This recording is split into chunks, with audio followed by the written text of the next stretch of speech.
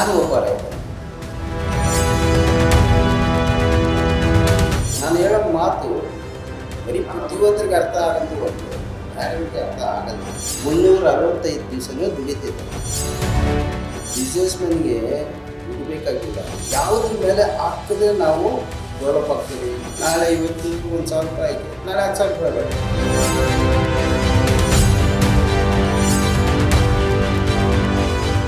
ಜಯ ಅನ್ನೋದು ಶ್ರಮಿಕರ ಸೊತ್ತು ಹೊರತು ಸೋಮಾರಿಗಳ ಸೊತ್ತಲ್ಲ. ಹಾಗೆ ರೀತಿಯಲ್ಲಿ ಶ್ರಮಿಸಿ ಸಣ್ಣ ಉದ್ಯಮದಿಂದ ದೊಡ್ಡ ಉದ್ಯಮಿಯಾಗಿ ಬೆಳೆದಂತಹ ಸುರೇಶ್ ರಾಜ್ ಅವರು ನಮ್ಮ ಜೊತೆ ಇದ್ದಾರೆ. ಅವ್ರನ್ನ ಮಾತಾಡಿಸ್ತಾ ಹೋಗ್ತೀನಿ. ಸರ್, ಈ ಒಂದು ಉದ್ಯಮ ಹೇಗೆ ಸರ್? ಈ ಉದ್ಯಮ ಅನ್ನೋ ಒಂದು ಆಯ್ಕೆ ಮಾಡಿದ್ದೀರಿ, ಅದರಲ್ಲಿ ಈ ಉದ್ಯಮದಲ್ಲಿ ಬೆಳೆದಿದ್ದೀರಿ ಸರ್? ಉದ್ಯಮ ಬಿಸ್ನೆಸ್ ಅನ್ನೋದು ಎಲ್ಲರ ಹಕ್ಕಿದೆ. ಅದಕ್ಕೆ ನೀವು ಇಂಥವರೇ ಮಾಡಬೇಕು, ಇಂಥವ್ರು ಮಾಡಬಾರ್ದು ಅಂತ ಏನೂ ಇಲ್ಲ. ಉದ್ಯಮ ಅಂದರೆ ತುಂಬ ಜನ ತಿಳ್ಕೊಂಡ್ಬಿಟ್ಟಿದ್ದಾರೆ, ಬರೀ ಬಿಸ್ನೆಸ್ ಅದೇ ದೊಡ್ಡದಾಗಿ ಮಾಡೋದು ಮಾತ್ರ ಉದ್ಯಮಿಗಳು ಅಂತ. ನನ್ನ ಪ್ರಕಾರ ಈ ದೇಶದಲ್ಲಿ 90% ಉದ್ಯಮಿಗಳೇ. ಬೀಡಿ ಮಾರೋನಿಂದ ಹಿಡಿದು ಚಾಯ್ ಮಾರೋನಿಂದ ಹಿಡಿದು ರೈತರನ್ನು ನಾನು ಕನ್ಸಲ್ಟ್ ಮಾಡ್ತೀನಿ, ಅವರು ಉದ್ಯಮಿಗಳೇ. ಹೆಂಗೆ ಅವ್ರನ್ನ ಉದ್ಯಮಿಗಳೇ ಅಂತ ಹೇಳ್ತೀನಿ ಅಂದರೆ, ಬಿತ್ತುತ್ತಾರೆ, ಉಳ್ಳುತ್ತಾರೆ, ಮತ್ತು ಏನು ಬೆಳೀತಾರೆ ಅದಕ್ಕೆ ಹೋಗಿ ಮಾರ್ತಾರೆ. ಮಾರಿದವಾಗ ತಗೊಂಡಾಗ ಅವರು ಉದ್ಯಮಿನೇ. ಪ್ರತಿಯೊಬ್ಬರು ಕನ್ಸಲ್ಟ್ ಆಗೋದು ಲಾಸ್ಗೆ ಉದ್ಯಮಿನೇ. ಯಾರು ಎಂಪ್ಲಾಯೀಸ್ ಅಂತ ಏನು ಹೇಳ್ತೀರಿ, ನೌಕರು, ಅವ್ರು ಬೇರೆ. ಇನ್ನು ನೌಕರರು ಬಿಟ್ಟು ಇನ್ನೆಲ್ಲ ಉದ್ಯಮಿಗಳೇ. ಒಬ್ಬೊಬ್ಬರು ಒಂದೊಂದು ಕ್ಯಾರೆಕ್ಟರ್, ಒಬ್ಬೊಬ್ಬರು ಒಂದೊಂದು ರೀತಿ ಉದ್ಯಮ ಬಿಸ್ನೆಸ್ ಮಾಡ್ತಾರೆ. ಸ್ಪೆಷಲ್ಲಾಗಿ ನಾನು ರೈತರಿಗೆ ಏನು ಹೇಳ್ತೀನಿ, ರೈತರ ಬಗ್ಗೆ ಏನು ಹೇಳ್ತೀನಿ, ನಾನು ಒಬ್ಬ ರೈತ. ನಾನು ಏನೇ ಬೆಳೆದ್ರು ಎತ್ಕೊಂಡು ಮಾರ್ಕೆಟ್ ಮಾಡಿದ್ರೆ ಅದು ಬಿಸ್ನೆಸ್ಸೇ. ಒಂದು ಸತಿ ಅಂಗಡಿಗೆ ಎತ್ಕೊಂಡು ಮಾರಿದ್ರೆ ಅದು ಬಿಸ್ನೆಸ್ಸೇ. ಅದು ಬಿಸ್ನೆಸ್ ಬಿಟ್ಟು ಬರೆಯೋದಿಲ್ಲ. ನಾನು ರೈತನಾಗೂ ಕೆಲಸ ಮಾಡ್ತೀನಿ. ನಾನು ಬೆಳೆದಿದ್ದ ಬೆಳೆನೇ ಎತ್ಕೊಂಡು ಮಾರ್ಕೆಟಿಂಗ್ ಮಾಡ್ತೀನಿ. ಆ ದುಡ್ಡಿನಲ್ಲಿ ಬಂದಿದ್ದು ಬೇರೆ ತಗೊಂಡು ಬರ್ತೀನಿ. ತಗೊಳ್ಳೋದು, ಮಾರೋದು ಇವೆರಡು ಬಂದುಬಿಟ್ರೆ ಅದು ಬಿಸ್ನೆಸ್ಸೇ. ಇದು ಕ್ಲಿಯರಾಗಿ ನಾನು ಹೇಳೋ ಮಾತು ಬರೀ ಬುದ್ಧಿವಂತರಿಗೆ ಅರ್ಥ ಆಗಂತೂ ಹೊರತು ಬೇರೆಯವ್ರಿಗೆ ಅರ್ಥ ಆಗಲ್ಲ. ಇನ್ನೊಂದು ಬಂದ್ಬಿಟ್ಟು ನನ್ನ ನಡೆ, ನನ್ನ ಒಂದು ಬಿಸ್ನೆಸ್ ಯಾವಾಗಿಂದ ಸ್ಟಾರ್ಟ್ ಆಯ್ತು ಅಂದರೆ, ನಾನು ಯಾವಾಗ ಚಿಕ್ಕದಲ್ಲಿ ಅವಾಗಿಂದನೇ ಸ್ಕೂಲ್ ಹೋಗ್ತಾ ಇದ್ದೆ. ಆವತ್ತಿಂದ ನನ್ನ ಆ ಮನಸ್ಸಿನಲ್ಲಿ ಅಥವಾ ನನ್ನ ಕಣ್ಣಲ್ಲಿ ಏನೋ ಅಂತ ಗೊತ್ತಿಲ್ಲ. ಸ್ಕೂಲಲ್ಲಿ ನಾನು ಯಾವ ಥರ ಏನೋ ಒಂದು ಚೆಂದಾಗಿರೋ ತೊಗೊಂಡ್ರೆ ವಸ್ತು, ಪಕ್ಕದಲ್ಲಿರೋ ನನ್ನ ಕ್ಲಾಸ್ಮೇಟ್ಸು, ನನ್ನ ಫ್ರೆಂಡ್ಸಿಗೆ ಕೇಳ್ತಾಯಿದ್ದೆ, ಇದು ತುಂಬ ಚೆನ್ನಾಗಿದೆ, ಇಲ್ಲಿಂದ. ನಾನು ಅಂಗಡಿ ಅದು ಇದೆಲ್ಲ ಏನು ಹೇಳ್ತಾಯಿದ್ದಿಲ್ಲ. ತಗೊಂಬಂದೆ, ಎಷ್ಟು ತೊಗೊಂಡೆ, ಇಷ್ಟಕ್ಕೆ ತೊಗೊಂಡೆ, ಇನ್ನೊಂದು ಸ್ವಲ್ಪ ಜಾಸ್ತಿ ಕೊಡ್ತಿದ್ದು. ಅದೇನು ನನ್ನ ಅವಾಗಿನ ಬಂದಿರೋದು ಅಥವಾ ನನ್ನ ಬೆಂಗಳಿರೋದು ನನಗೂ ಗೊತ್ತಿಲ್ಲ. ಚಿಕ್ಕ ವಯಸ್ಸಿನಲ್ಲೇ ನಾನು ಅದನ್ನ ಒಂದು ರೇಟಿಗೆ ತೊಗೊಂಡೆ, ಇನ್ನೂ ಒಂದು 5% 10%ಗೆ ಲಾಭ ಇಟ್ಕೊಂಡು ಕೊಟ್ಬಿಡ್ತಾರೆ. ಇದಾಗೆ ನಡೀತದೆ. ಆವಾಗ ಬಿಸ್ನೆಸ್ ಅನ್ನೋದು ಶಬ್ದನೇ ನಂಗೆ ಗೊತ್ತಿಲ್ಲ. ಓಕೆ, ಆವಾಗೆಲ್ಲ ಎಷ್ಟನೇ ಕ್ಲಾಸು, ಆವಾಗ 5, 6ನೇ ಕ್ಲಾಸು, 7ನೇ ಕ್ಲಾಸು ಆ ವಯಸ್ಸಿನಲ್ಲಿ. ಆಮೇಲೆ ಹೀಗೆ ಹೋಗ್ತಾ ಹೋಗ್ತಾ ಹೋಗ್ತಾ ಕೆಲಸಕ್ಕೆ ಸೇರ್ಕೊಂಡೆ. IAS ಅವರಲ್ಲಿ ಸೇರ್ಕೊಂಡು ಕೆಲಸ ಮಾಡ್ತಾಯಿದ್ದೆ. ಮಾಡಿ ಏನೋ ಒಂದು ಘಟನೆ ನಡೆದು ಅದು ಬಿಟ್ಟು ಅಲ್ಲಿ ರಿಸೈನ್ ಮಾಡಿ. ನನ್ನ ಹತ್ರ ಆಗ ಯಾರ ಹತ್ರ ಒಂದು ಪೈಸೆ ನಾನು ಕೇಳಿಲ್ಲ. ಇದು ಕೆಲಸ ಮಾಡಬೇಕಾದ್ರೆ ಸಮುದಾಯ ಆಗ 92ರಲ್ಲಿ ನಾನು ಬಿಡಬೇಕಾದ್ರೆ ನಾನು ಸಂಬಳ 900 ರೂಪಾಯಿ. ಆ 900 ರೂಪಾಯಿನಲ್ಲಿ ನನ್ನ ಫ್ರೆಂಡ್ಸ್ ಎಲ್ಲ ಏನು ಮಾಡ್ತಾಯಿದ್ರು, ಬೇರೆ ಬೇರೆ ಫೀಲ್ಡ್ನಲ್ಲಿ ಕೆಲಸ ಮಾಡ್ತಾರೆ. ನಾವು ಸಂಜೆ ಆದರೆ ಎಲ್ಲ ಒಂದು ಕಡೆ ಸೇರ್ತಾಯಿದ್ವಿ. 1 ಅವರ್ 2 ಅವರ್ ಸುಮ್ಮನೆ ಕೂತ್ಕೊಂಡು ಚರ್ಚೆ ಮಾಡಿ ಲೈಫ್ನ ಹೆಂಗೆ ಲೀಡ್ ಮಾಡಬೇಕು, ಹೆಂಗೆ ಮಾಡಿ ಜಸ್ಟ್ ಹಂಗೆ ಮಾತಾಡ್ಕೊಂಡು ಇದು ಮಾಡ್ಕೊಂಡು ಹೋಗ್ತೀವಿ. ಆಗ ನಮ್ಮ ಫ್ರೆಂಡ್ಸ್ ಏನು ಮಾಡ್ತಾಯಿದ್ರು, ಅವ್ರ ಸಂಬಳ ಬಂದರೆ ಆಗ ಗ್ರಾಮು ನನಗೆ ಗೊತ್ತಿರೋ ಥರ ನಂಗೆ ತುಂಬ ಚೆನ್ನಾಗಿ ಗೊತ್ತಿದೆ. ಯಾಕಂದ್ರೆ ನಾನು ತೊಗೊಂಡಿದ್ದೆ 300 ರೂಪಾಯಿ ಇತ್ತು ಗೋಲ್ಡು ಒಂದು ಗ್ರಾಮು. ನನ್ನ ಫ್ರೆಂಡ್ಸ್ ಏನು ಮಾಡ್ತಾಯಿದ್ರು, ಸಂಬಳ ಎಲ್ಲ ಬಂದರೆ ಒಂದು ಒಳ್ಳೆ branded belt, branded T-shirt, branded shoe ತೊಗೊಳ್ತಾಯಿದ್ರು. ನಾನು 900 ರೂಪಾಯಿ ಬಂದರೆ ಹೋಗ್ಬಿಟ್ಟು 2 ಗ್ರಾಮ್ ಗೋಲ್ಡ್ ತಗೊಂಡು ಮಿಕ್ಕಿದ್ದು ಖರ್ಚಿಗೆ ಅದು ಇದು ಅಂತ ಮಾಡಿಕೊಡ್ತೇವೆ. ಯಾಕಂದರೆ ನಾನು ಮಾಡಿದ್ರೆ ನಾಳೆ ಏನನ್ನ ಇನ್ವೆಸ್ಟ್ ಮಾಡಿದ್ರು ಕೂಡ ಅದು ನಮಗೆ ರಿಟರ್ನ್ ಆಗಿರಬೇಕು. ಅವಾಗಲೇ ನನಗೆ ಯೋಚನೆ ಬ್ರ್ಯಾಂಡೆಡು ಅವ್ರಿಗೆ ಆಗ್ತಾಯಿದ್ದಿಲ್ಲ. ನಾನು ಹೋಗ್ಬಿಟ್ಟು ಲೋಕಲ್ ಶಾಪ್ನಲ್ಲಿ ಹೋಗ್ಬಿಟ್ಟು ಬಟ್ಟೆ ಬೇಕು ತಗೊಳ್ತೇವೆ, ಶೂ ಬೇಕು ತಗೊಳ್ತೇವೆ, ಅದಕ್ಕೆಂತ ಮೋಸ ಮಾಡ್ತಾಯಿದ್ದಿಲ್ಲ. ಬ್ರ್ಯಾಂಡೆಡ್ ತೊಗೊಳ್ತೀವಿ. ಬ್ರ್ಯಾಂಡೆಡ್ ಬಂದ್ಬಿಟ್ಟು ನಿಮ್ಗೆ 1:10 1:1000 ಇರುತ್ತೆ. ಸೇಮ್ ಟಿ ಶರ್ಟು ನಿಮ್ಮ ಬೇರೆ ಶಾಪ್ನಲ್ಲಿ ₹100 ಇದೆ, ಅಲ್ಲ ₹1000 5,000 10,000 ಇರುತ್ತೆ. ಬ್ರ್ಯಾಂಡೆಡ್ ನಾವು ಹೇಳೋಕ್ಕಾಗಲ್ಲ, ಆ ಬ್ರ್ಯಾಂಡ್ ಮೇಲೆ ಡಿಪೆಂಡ್ ಆಗುತ್ತೆ. ನನ್ನ ಫ್ರೆಂಡ್ಸ್ ಎಲ್ಲ ಬಂದ್ಬಿಟ್ಟು ನೋಡಿ ನಾನು ಬ್ರ್ಯಾಂಡ್ ಹಿಂಗೆ ಆಗಲಿ ಅಂತ ನಾನು ಏನು ಹೇಳ್ತಾ ಇದ್ದೀನಿ, ನಾವು ಇದರ ಹಿಂಗೆ ನೋಡಿ. ಅವತ್ತಿಂದ ನಾನು ₹900 ನನಗೆ ಸಂಬಳ ಬರ್ತಾಯಿತ್ತು. ಪ್ರತಿ ತಿಂಗಳು 2 ಗ್ರಾಮ್ ಗೋಲ್ಡ್ ತಗೊಳ್ತಿದ್ದೆ. ಇನ್ನು ಮಿಕ್ಕಿ ನಾನು ಖರ್ಚು ಮಾಡ್ಕೊಂಡು ಹೋಗ್ಕೊಂಡು ₹600 ಹೋಯಿತು, ಇನ್ನು ₹300 ಹೋಯ್ತು. ಅದನ್ನು ಖರ್ಚುಗಳಿಗೆ ಅಥವಾ ಅದೇ ಮಾಡ್ಕೊಂಡು ಇಟ್ಕೊಳ್ತೇವೆ. ಒಂದೊಂದು ತಿಂಗಳು ಗೋಲ್ಡ್ ತಗೊಳಕ್ಕಾಗಿಲ್ಲ ಅಂದರೆ ಬೇರೆಗೆ ಏನಾಗ ಖರ್ಚಾಗ್ತದೆ. ಅವತ್ತಿಂದ ನನ್ನ ಸೇವಿಂಗ್ಸು ಅವತ್ತೇ ಇತ್ತು. ನನಗೆ ಯಾರು ಹೇಳ್ಕೊಟ್ಟಿಲ್ಲ ಅದು.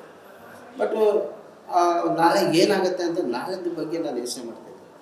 ಬರೋ ತಿಂಗಳ ಬಗ್ಗೆ ಯೋಚನೆ ಮಾಡ್ತಿದ್ದೆ, ಬರೋ ವರ್ಷದ ಬಗ್ಗೆ ಯೋಚನೆ ಮಾಡ್ತಿದ್ದೆ, 10 ವರ್ಷದ ಬಗ್ಗೆ ಯೋಚನೆ ಮಾಡ್ತಿದ್ದೆ, ನನ್ನ ಫ್ಯೂಚರ್ ಬಗ್ಗೆ ಯೋಚನೆ ಮಾಡ್ತಿದ್ದೆ, ನನ್ನ ಮಕ್ಕಳ ಬಗ್ಗೆ ಯೋಚನೆ ಮಾಡ್ತಿದ್ದೆ, ನನ್ನ ಫ್ರೆಂಡ್ಸ್ ಬಗ್ಗೆ, ನನ್ನ ರಾಜ್ಯದ ಬಗ್ಗೆ, ನನ್ನ ದೇಶದ ಬಗ್ಗೆ ನಾನು ಯೋಚನೆ ಅವತ್ತಿಂದ ಮಾಡ್ಕೊಂಡು ಬಂದಂಥ ವ್ಯಕ್ತಿ ನಾನು. ಸರ್, ಈಗಿನ ಜನ್ರೇಷನ್ ಉದ್ಯೋಗ ಬಿಟ್ಟು ನಾನು ಉದ್ಯಮ ಮಾಡಬೇಕು ಅಂತ ಅಂಥವ್ರಿಗೆ ಏನಾದರೂ ಒಂದು ಕಿವಿ ಮಾತು ಹೇಳ್ತೀನಿ ನೋಡಿ. ಇದು ನೀವು ಯಾವ ಥರ ಪ್ರಶ್ನೆ ಅಂದರೆ, ಇವತ್ತು ನಾನು ದುಡಿದ್ರೆ, ನಾನು ತುಂಬ ಕಷ್ಟ ಬಿದ್ದು ನಾನು ದುಡಿಬೇಕಂತ ಹೋದ ಕೂಡ ದಾಸಿ ಅಂದರೆ 16 ಅವರ್ ದುಡಿಬೇಕು. 16 ಅವರ್ ದುಡಿಬೇಕು, 8 ಅವರ್ ಮಲಗಲೇಬೇಕು. ಆಮೇಲೆ 8 ಅವರ್ ಮಲಗಿದ್ರೆ ನನ್ನ ತಿಂಡಿ, ತೀರ್ಥ, ಊಟ, ಸ್ನಾನ, ರೆಸ್ಟು, ಅದು ಇದೆಲ್ಲ ಸೇರ್ತಿದ್ವಿ. 8 ಅವರೇ ಇಟ್ಕೊಂಡ್ಬಿಡಿ. 6 ಅವರ್ 5 ಅವರ್ ಮುಗ್ತೀನಿ ಅಂತ 3 ಅವರ್ ಮಾಡ್ತೀನಿ ಅಂತಿರ್ತೀವಿ. 16 ಅವರ್ ದುಡಿತೀನಿ ಅಂತಿರ್ತೀವಿ. 16 ಅವರ್ನಲ್ಲಿ ಡಬಲ್ ಶಿಫ್ಟ್ ಅಂತ ಇರ್ತದೆ. 8 ಅವರ್ 8 ಅದನ್ನ ಡಬಲ್ ಶಿಫ್ಟು ನಾನು ದುಡಿತೀನಿ ಅಂತ ಇಟ್ಕೊಳ್ತೀನಿ. ನಾನು ದುಡಿಯೋಂಥ ದುಡ್ಡನ್ನ ಅವತ್ತು ಹೇಳಿದ್ನಲ್ಲ, ನಂದು 2 ಗ್ರಾಮ್ ಗೋಲ್ಡ್ ₹600 ಸೇರಿ. ಇವತ್ತು ನಾನು 16 ಅವರ್ ದುಡಿದ್ರೆ, 8 ಅವರ್ ದುಡಿದ್ರೆ, 10 ಅವರ್ ದುಡಿದ್ರೆ ನನ್ನ ಕುಡಿಕಿನ್ನಲ್ಲ ದುಡ್ಡು ಅದು 24 ಅವರ್ ದುಡಿತಾ ಇದೆ. 365 ದಿವಸನೂ ದುಡಿತಾ ಇದೆ.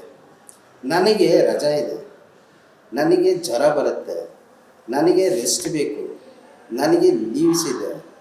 ನನ್ನ ಸಮಾಜದಲ್ಲಿ ಅಥವಾ ನನ್ನ ಗೌರ್ಮೆಂಟಲ್ಲಿ, ನನ್ನ ದೇಶದಲ್ಲಿ ಸ್ಟ್ರೈಕು, ಕೊರೋನಾ ಎಲ್ಲ ಬರುತ್ತೆ, ಎಲ್ಲ ರೋಗಗಳು ಬರುತ್ತೆ. ಬಟ್ ನಾನು ಸಂಪಾದನೆ ಮಾಡಿರೋ ದುಡ್ಡಿಗೆ ಯಾವ ಕೊರೋನಾನೂ ಬರಲ್ಲ, ಯಾವ ಸ್ಟ್ರೈಕು ಇಲ್ಲ, ಯಾವ ಲೀವು ಇಲ್ಲ, ಯಾವ ಕಾಯಿಲೆನೂ ಬರಲ್ಲ. 24 ಅವರು 365 ದಿವಸನೂ ನಾನು ದುಡಿದಂಥ ದುಡ್ಡು ದುಡಿಯೋಕ್ಕೆ ಬಿಟ್ಬಿಟ್ಟಿದ್ದೀನಿ ಮಾರ್ಕೆಟ್ನಲ್ಲಿ. ಅದು ದುಡಿತಾನೇ ಇರುತ್ತೆ. ಅದನ್ನು ನೋಡಿ ನಾವು ಹಾಕ್ಬೇಕು. ಯಾರನ್ನ ಒಳ್ಳೆ ಅಡ್ವೈಸರ್ ಇರಬೇಕು. ಒಳ್ಳೆ ಅಡ್ವೈಸರ್ ಇದ್ದರೆ ನಿಮಗಿಂತ 100 ಪಟ್ಟು ದುಡ್ಡು ನೀವು ದುಡ್ದಂಥ ದುಡ್ಡು ದುಡಿಯುತ್ತೆ. ಅದು ಹೇಳೋಕ್ಕೆ ಇಡೀ ಸಮಾಜದಲ್ಲಿ, ಇಡೀ ದೇಶಕ್ಕೆ ಹೇಳೋಕ್ಕೆ ನಾನು ಇಷ್ಟಪಡ್ತೀನಿ. ಸರ್, ಈಗ ದುಡ್ಡು ಇನ್ವೆಸ್ಟ್ ಮಾಡಬೇಕು. ಈಗಿನ ಜನ್ರೇಷನ್ ಈಗ ದುಡ್ಡು ಎಲ್ಲಿ ಇನ್ವೆಸ್ಟ್ ಮಾಡಿದ್ರೆ ನಮಗೆ ಉತ್ತಮ, ನಾವು ಆ ರಿಸ್ಕಲ್ಲಿ ಕಳ್ಕೊಳ್ಳುವಂಥ ರಿಸ್ಕ್ ಕಡಿಮೆ ಇದೆ. ಈಗ ನಾನು ಅದರಲ್ಲಿ ಹೇಳೋಕ್ಕಾಗಲ್ಲ ಇದರಲ್ಲೇ ನೀವು ಇನ್ವೆಸ್ಟ್ ಮಾಡಿ ಅಂತ. ನಿಮ್ಗೆ ಎಷ್ಟು ಸೊನ್ನೆಯಿಂದ ಅದೇ ನಾನು ನಿಮ್ಗೆ ಹೇಳೋಕ್ಕೆ ಬಂದೆ. ನಾನು ಕಂಪ್ಲೀಟ್ ಆಗೋವರೆಗೂ ತಾಳ್ಮೆಯಿಂದ ಕೇಳಿ. ಈಗ ಬಿಸ್ನೆಸ್ ಅನ್ನೋದು ಒಂದೇ ಬಿಸ್ನೆಸ್, ಒಳ್ಳೆ ಬಿಸ್ನೆಸ್ ಇಲ್ಲ. ನೀವು ನಿಂತ್ಕೊಂಡ್ರೂ ಕೂಡ ಬಿಸ್ನೆಸ್ಸು, ಕೂತ್ಕೊಂಡ್ರೂ ಕೂಡ ಬಿಸ್ನೆಸ್ಸು. ಬಿಸ್ನೆಸ್ ಮ್ಯಾನಿಗೆ ದುಡ್ಡು ಬೇಕಾಗಿಲ್ಲ. ಬಿಸ್ನೆಸ್ ಮ್ಯಾನಿಗೆ ಸ್ಕಿಲ್ ಇರಬೇಕು. ನಿಮಗೆ ಒಬ್ಬ ಬಿಸ್ನೆಸ್ ಮ್ಯಾನ್ಗೆ ಬಂದ್ಬಿಟ್ಟು 100 ಕೋಟಿ ಕೊಟ್ಬಿಟ್ಟು ನೀನು ಇದನ್ನ 1000 ಕೋಟಿ ಮಾಡಿ ಅಂತ ಹೇಳಿದ್ರೆ, ಅವನು ಬಿಸ್ನೆಸ್ ಮ್ಯಾನ್ ಇಲ್ದಿರ ಇದ್ದರೆ ಅವನು ಅದನ್ನ 0 ಮಾಡ್ತಾನೆ. ಅದೇ ಬಿಸ್ನೆಸ್ ಮ್ಯಾನಿಗೆ ನೀವು ಬಂದ್ಬಿಟ್ಟು ₹1 ಕೊಡಿ, ಅದು 1000 ಕೋಟಿ ಮಾಡಿ ತೋರಿಸ್ತಾನೆ. ಅದೇ ರೀತಿ ಒಬ್ಬ ಒಳ್ಳೆ ರೈತನಿಗೆ ನೀವು ಒಂದೇ ಒಂದು ಬಿತ್ತನೆ ಕೊಡಿ, ಬರೋ ವರ್ಷಕ್ಕೆ ಅದು 1000 ಮಾಡಿ ತೋರಿಸ್ತಾನೆ. ನೀವು ತಿಂದ ಪೋತ್ರಿಗೆ ನೀವು ಬಂದ್ಬಿಟ್ಟು ಏನೋ ಒಂದು ಬಿತ್ತನೆ ಕೊಟ್ಟರೆ ತಿಂದು ಬೆಳಗ್ಗೆ ಗೊಬ್ಬರ ಮಾಡ್ತೀವಿ. ಅದೇ ನೀವು ಶೋಕಿ ಮಾಡೋಂಥ ದುಡ್ಡು ಕೊಟ್ಟರೆ ಶೋಕಿ ಮಾಡಿ 0 ಮಾಡಿ ಕೊಡ್ತಾನೆ. ಒಬ್ಬ ಒಳ್ಳೆ ಬಿಸ್ನೆಸ್ ಮ್ಯಾನು, ಒಬ್ಬ ಒಳ್ಳೆ ರೈತನಿಗೆ ನಾವು ಕಂಪೇರ್ ಮಾಡ್ಕೊಂಡಿದ್ದೀವಿ. ಒಂದು ಬಿತ್ತನೆ ಕೊಟ್ಟರೆ ಅವನು ಎಷ್ಟು ಬಿತ್ತನೆ ಮಾಡ್ತಾನೆ ಬರೋ ವರ್ಷಕ್ಕೆ. ಇವನಾದ್ರೆ ₹1 ಕೊಟ್ಟರೆ ಬರೋ ವರ್ಷಕ್ಕೆ ಎಷ್ಟು ಕೋಟಿ ಮಾಡ್ತಾನೆ, ಎಷ್ಟು ಲಕ್ಷ ಮಾಡ್ತಾನೆ, ಅದನ್ನ ಡಬಲ್ ಮಾಡ್ತಾನೆ, ಟ್ರಿಬಲ್ ಮಾಡ್ತಾನೆ, ಒಂದಿಷ್ಟು ಟನ್ ಮಾಡ್ತಾನೆ, ಅದು ಅವರ ಮೇಲೆ ಡಿಪೆಂಡ್ ಆಗಿರುತ್ತೆ. ನೀವು ಕೇಳಿದ ಪ್ರಶ್ನೆ ಏನಂದರೆ ಯಾವುದ್ರ ಮೇಲೆ ಹಾಕಿದ್ರೆ ನಾವು ಡೆವಲಪ್ ಆಗ್ತೀವಿ, ಯಾವುದ್ರ ಮೇಲೆ ಹಾಕಿದ್ರೆ ನಮಗೆ ಲಾಭ ಬರುತ್ತೆ ಅಂತ.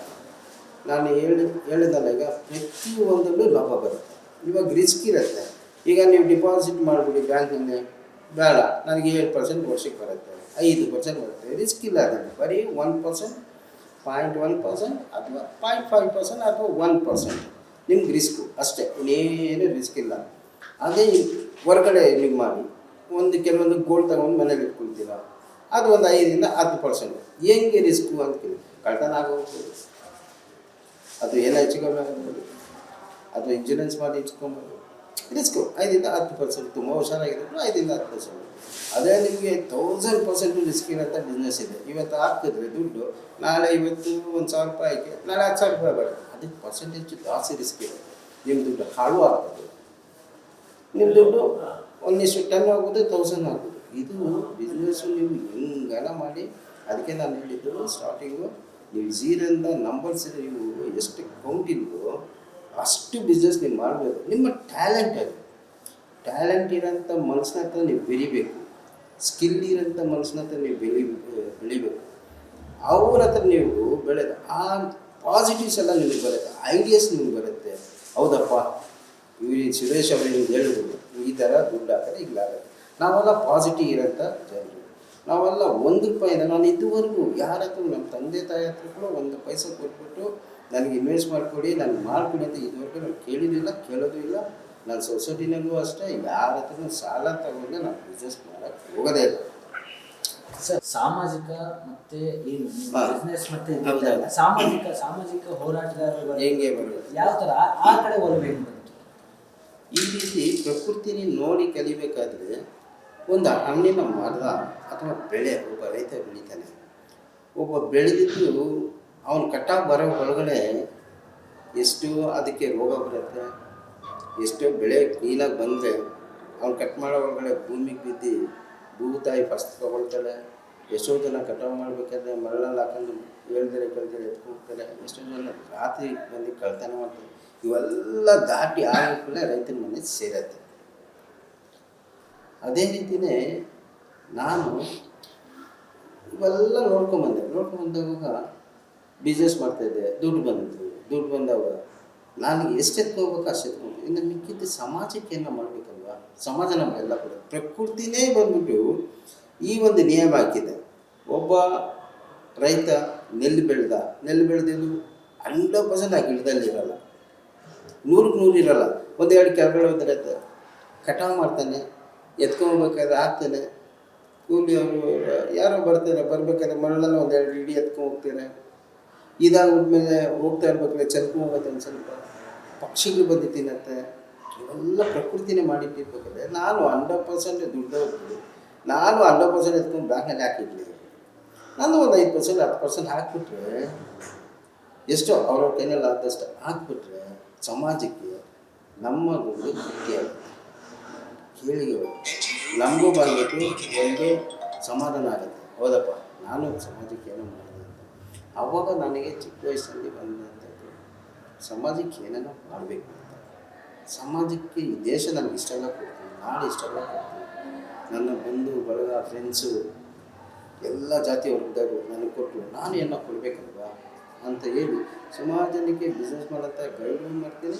ಪ್ಲಸ್ ಯಾವಾಗ ನನ್ನ ದೇಶಕ್ಕೆ, ನನ್ನ ನಾಡಿಗೆ, ನನ್ನ ಜನಕ್ಕೆ, ನನ್ನ ಫ್ರೆಂಡ್ ಸರ್ಕಲ್ ಆಗಲಿ, ನನ್ನ ಹಿಂದೆ ಮುಂದೆ ನೇಬರ್ಸ್ ಆದರೆ, ನನ್ನ ಬೀದಿನಲ್ಲಿ ಯಾರಿಗೆ ಕಷ್ಟ ಅಂತ ಇದ್ದರೆ ರೋಡಿಗೆ ಫಸ್ಟ್ ನಿಂತ್ಕೊಂಡೇ ಮಾಡ್ತೀನಿ. ಅದು ನನಗೆ ಇವತ್ತಿಂದಲ್ಲ ಅವತ್ತಿಂದ ಬಂದಿರೋಂಥ ಒಂದು ಅಭ್ಯಾಸ.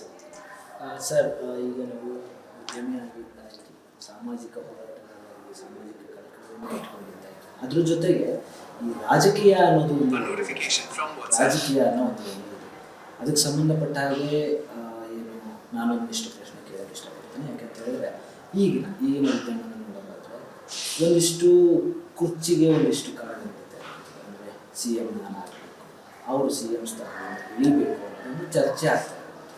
ನೀವು ರಾಜಕೀಯ ದೃಷ್ಟಿಯಿಂದ ನೋಡಿದ್ರೆ ನಮ್ಮ ರಾಜ್ಯಕ್ಕೆ ಎಂತಹ ಸಿ ಎಂ ಅವಶ್ಯಕತೆ ಇದೆ ಅನ್ಸುತ್ತೆ?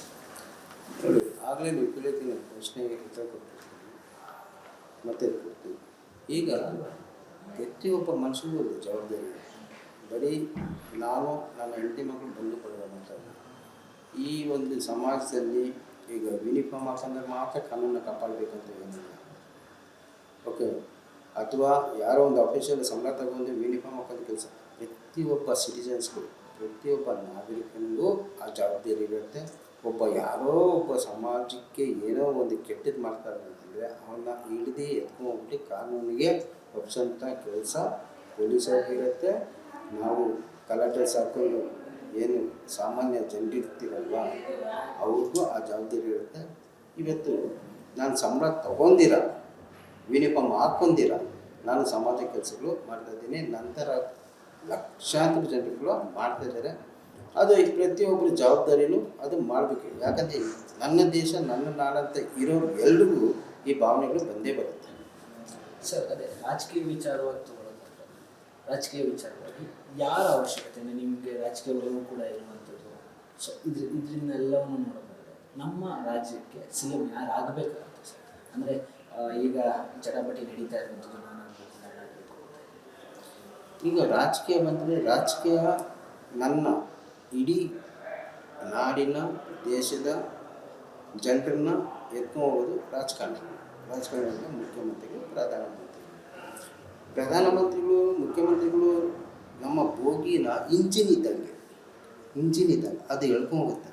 ನನ್ನ ದೇಶನ, ನನ್ನ ನಾಡನ್ನ ಮೇಲೆ ಎತ್ಕೊಂಡ್ಬೇಕಾದ್ರೆ ಮುಖ್ಯಮಂತ್ರಿಗಳು, ಪ್ರಧಾನಮಂತ್ರಿಗಳು. ಅವರಲ್ಲಿ ಬಂದ್ಬಿಟ್ಟು ಒಳ್ಳೆ ಗುಣಗಳಿರಬೇಕು, ಒಳ್ಳೆ ಆಲೋಚನೆಗಳಿರಬೇಕು. ಯಾಕಂದರೆ ದೇಶ ಇರ್ತಕ್ಕಂಥ 170 ಕೋಟಿ ಜನರು ಅವ್ರ ಮೇಲೆ ಡಿಪೆಂಡ್ ಆಗಿರ್ತಾರೆ. ಈ ನಾಳೆ ಬಂದಾಗ 7 ಕೋಟಿ ಜನರು ಒಬ್ಬ ಮುಖ್ಯಮಂತ್ರಿ ಮೇಲೆ ಡಿಪೆಂಡ್ ಆಗಿರುತ್ತೆ.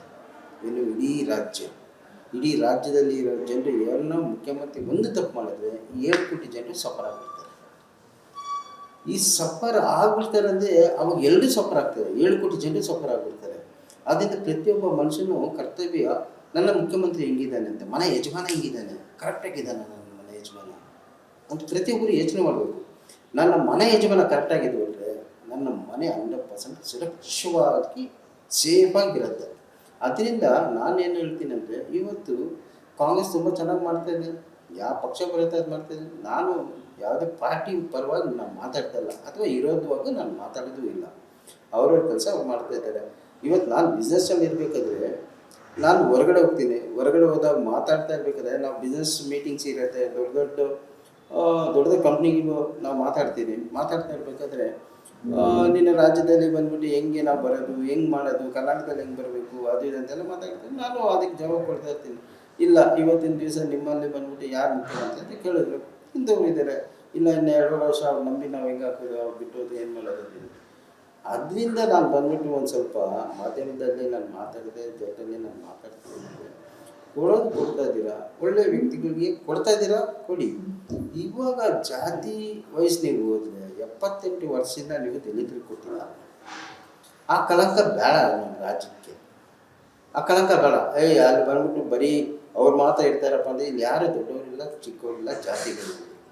ಎಲ್ಲ ಅವರವ್ರ ಟ್ಯಾಲೆಂಟು, ಯಾರಿಗೆ ಸ್ಕಿಲ್ಲು ಇರುತ್ತೋ ಅವರೇ ದೊಡ್ಡವರು, ಯಾರು ಬುದ್ಧಿವಂತರು ಅವರೇ ದೊಡ್ಡವರು. ಜಾತಿನಲ್ಲಿ ಏನಿಲ್ಲ, ಜಾತಿನಲ್ಲಿ ಇಲ್ಲಿ ಏನೂ ಇಲ್ಲ.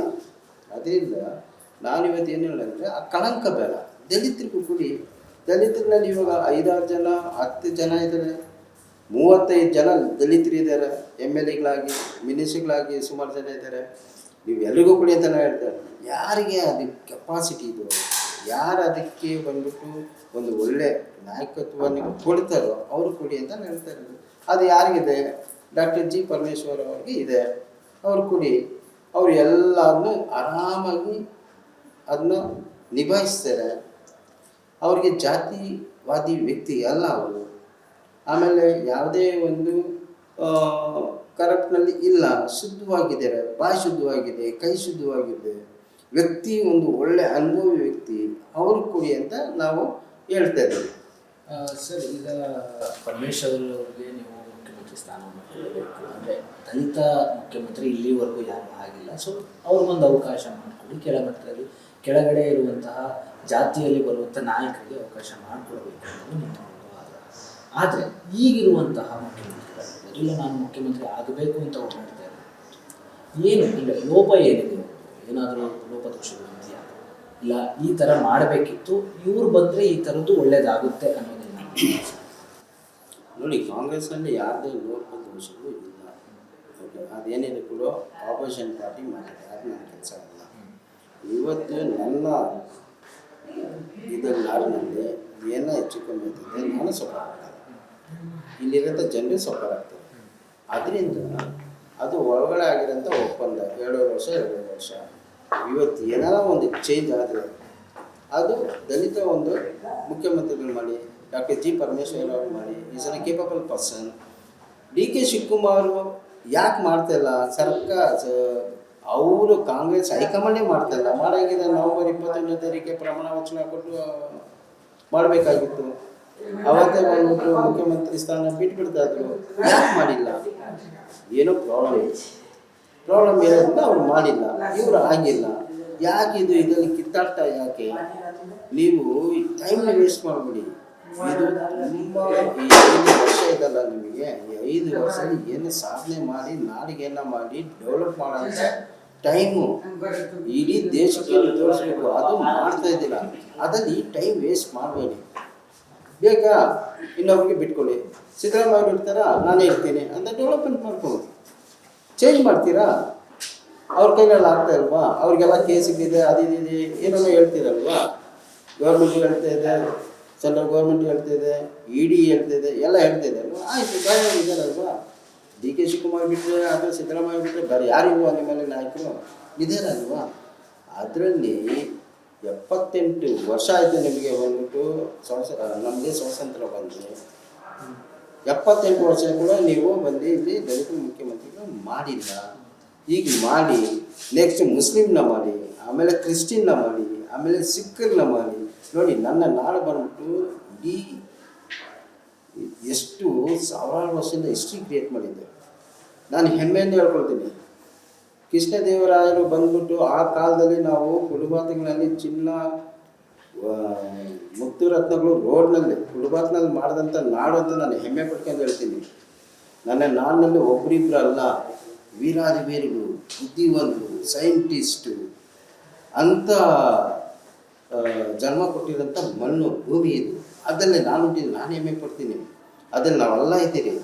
ನೀವೇನೋ ಹಿಸ್ಟ್ರಿ ಕ್ರಿಯೇಟ್ ಮಾಡಿ 78 ವರ್ಷದಿಂದ ಕೊಡ್ತಿದ್ದವರು ಮುಖ್ಯಮಂತ್ರಿ ದಲಿತರಿಗೆ ಸಿದ್ದರಾಮಯ್ಯ ಅವರು ಮತ್ತು ಡಿ ಕೆ ಶಿವಕುಮಾರ್ ಇಬ್ಬರು ಸೇರಿ ಅವ್ರನ್ನ ಮಾಡಿ. ನಿಮಗೆ ಆ ಕ್ರೆಡಿಟ್ ಬರುತ್ತೆ. ಇತಿಹಾಸದಲ್ಲಿ ನಿಮ್ಮ ಹೆಸರು ಹೇಳ್ತಾರೆ.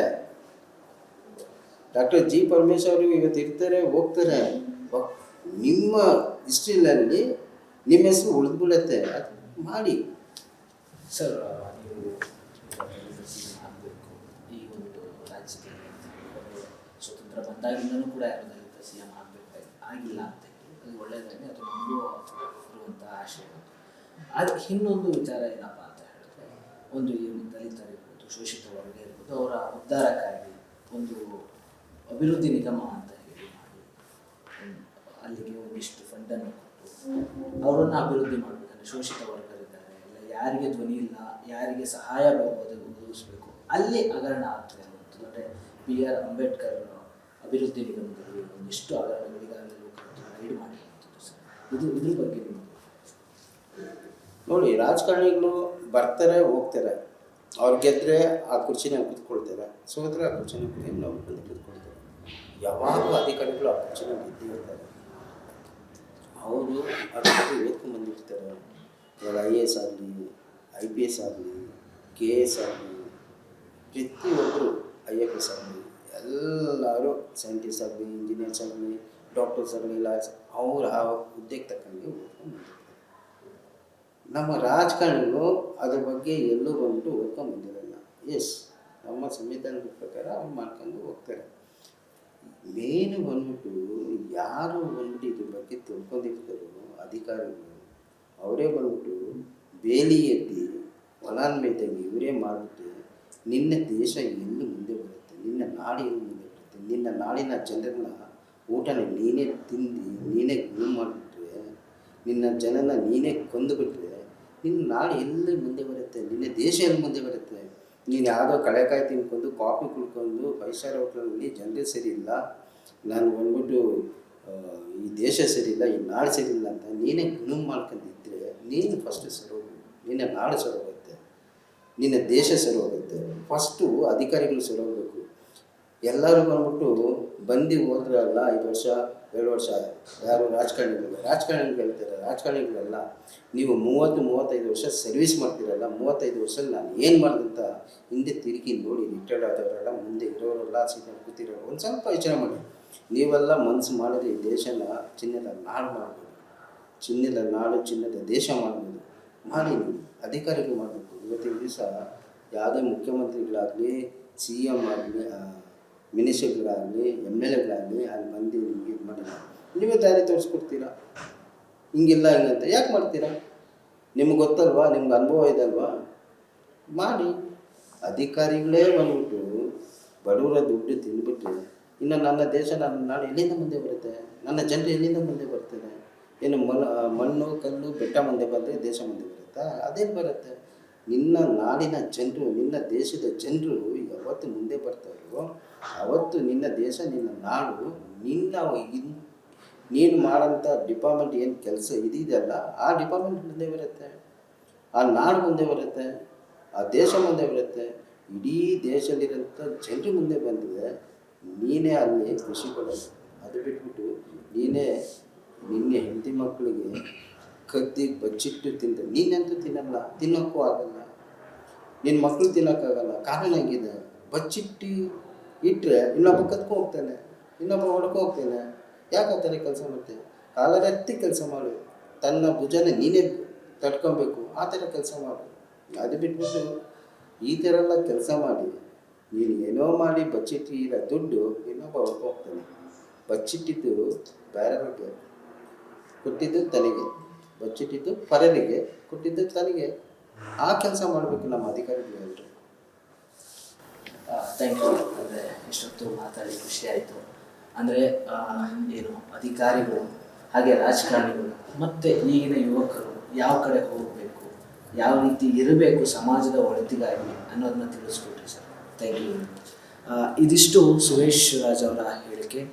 ಕ್ಯಾಮರಾ ಪರ್ಸನ್ ಪವನ್ ಜೊತೆ ಸಂಜಯ್ ಗೌಡ, ಕರ್ನಾಟಕ ನ್ಯೂಸ್ ಬೀಟ್, ಬೆಂಗಳೂರು.